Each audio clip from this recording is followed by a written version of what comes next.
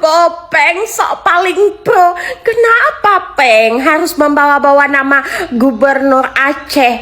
Kenapa Peng harus membawa nama mantan suami? Untuk apa? Untuk apa saya bertemu dengan mantan suami Anda? Dan untuk apa saya melihat Anda berfotoria dengan Gubernur Aceh? Kenapa?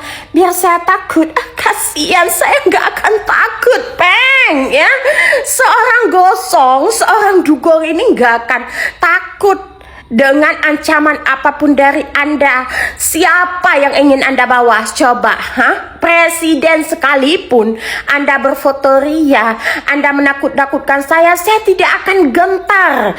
Nah, untuk pelaporan ini, kalau misalnya kan si Bopeng bilang ini, si Dr. Richard Lee udah melaporkan dia nggak masuk.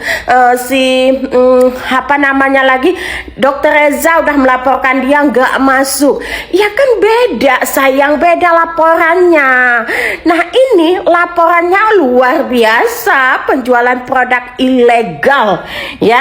Jadi ditunggu ya Peng, jangan sampai kabur, jangan sampai mangkir ya. Dipastikan Anda masuk dalam kasus saya. Oke, karena apa? Saya yakin Polda Aceh sangat tegak lurus. Saya yakin Polda Aceh sangat sigap dalam bekerja. Oke ya Peng, jangan ketar-ketir dong. Tuh, matanya dibetulin dulu, jangan cereng.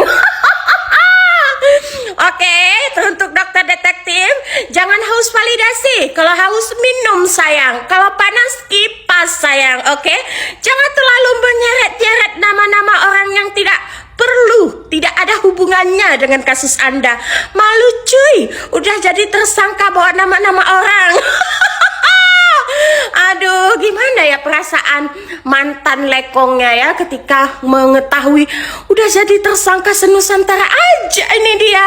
Ayo Peng, main-main ke Aceh. Wadidaw.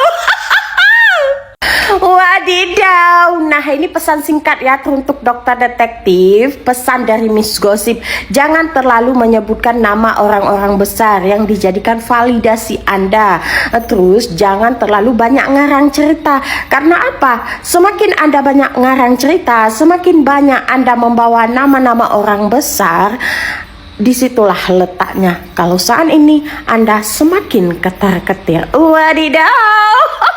Ups, lupa. Belum tentu juga nama orang-orang yang Anda seret tersebut menerima namanya disebut sama tersangka Samirah Bopeng. Wadidaw.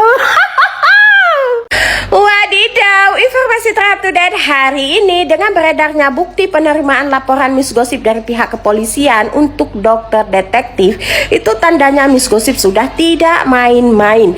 Dokter detektif dilaporkan atas tindak pidana dengan ancaman 16 tahun penjara dalam kasus Undang-Undang Perlindungan Konsumen dan juga Undang-Undang Kesehatan. Jadi laporannya ini ada 2 lapis. Silahkan doktif kupas lapisan mana yang ingin doktif kupas terlebih dahulu ya. Silahkan kupas setajam mungkin, setajam silet.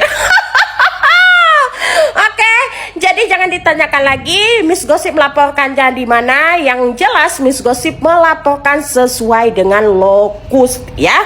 Lokus, lokasi kejadian. Nah, untuk teman-teman yang menemukan produk ilegal, silahkan melaporkan ke pihak berwajib, bukan melakukan negosiasi dengan brand hingga melakukan pemerasan. Jangan sayang ya, karena apa? Lebih baik kita mencegah terjadinya peredaran produk ilegal demi menjaga kesehatan wajah masyarakat Indonesia. Wadidaw.